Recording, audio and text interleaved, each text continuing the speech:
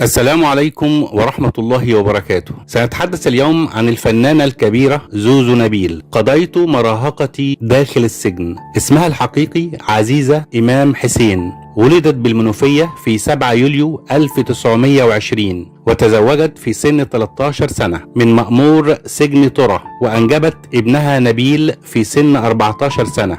تقول زوزو نبيل: كنت الأم الطفلة، فلم يكن زواجي سوى حقبة من الانعزال الجبري. البيت كان زنزانة. قعدت سنة ما خرجتش من البيت بأمر زوجي، وممنوع أفتح الشباك، وبيت زوجي كان مطلا على السجن الذي يعمل به مأمورا، ولم يسمح لي بالخروج حتى لفناء البيت. وقد لاحظت حماتي همي وغمي في الشهور الأخيرة للحمل، ورسمت معي خطة كي أرى الشارع ليوم واحد، فقد رأت ضرورة للتمشية كي تتيسر ولادتي، واستحلفتني ألا يعلم زوجي بهذه الخطة. ألبستني بيشة وبلطو أسود طويل، والغفير والخادمة ذهبوا معي لحراستي، وسرنا في الظلام حتى محطة المعادي. وعندما عدت إلى البيت تفاجأت بأن حماية علم بما حدث، وأخذني إلى والدتي وقال لها: خذي دي عندك أمانة لحد ما آجي واستلمها. وقد توفى المأمور زوج زوزو نبيل بعد فترة من الزواج، واهتمت بتربية ابنها نبيل أثناء عملها بالتمثيل في الفرق المسرحية. ولبدايتها مع التمثيل قصة أخرى، حيث واجهت صعوبة في إقناع أهلها الريفيين بالسماح لها أن تعمل كممثلة، ومع إصرارها الشديد وتعهدها بالحفاظ على القيم والأخلاق وافقت والدتها، وقد سمت نفسها زوزو نبيل.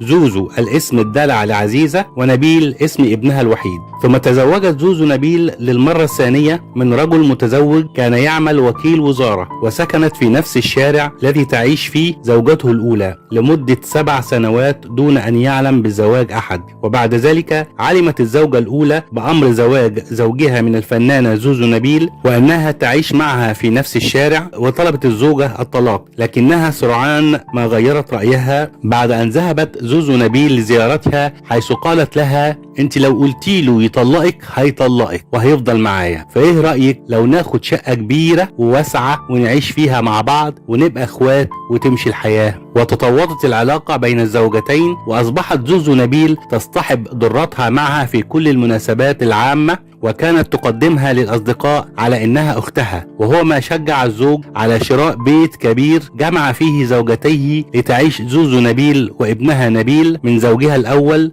في نفس البيت مع زوجها الثاني وزوجته وابنتيهما. وقد عاشت زوزو نبيل حياة سعيدة ومستقرة مع أسرتها الكبيرة، ومن شدة حبها لضرتها وابنتها اقترحت تزويج ابنها نبيل من ابنة زوجها، كونهما تربيا سويا ويعرفان بعضهما البعض. وهو ما حدث، وأنجب الأبناء 3 أحفاد قبل استشهاد نبيل الضابط بالقوات المسلحة أثناء مشاركته في حرب أكتوبر 1973. وبعد وفاة ابنها ظلت زوزو نبيل تعيش في منزل واحد مع ضرتها وزوجة ابنها وأحفادها ال3 في منزل واحد حتى وفاتها المنية في 3 مايو 1996 عن عمر يناهز 76 عاما.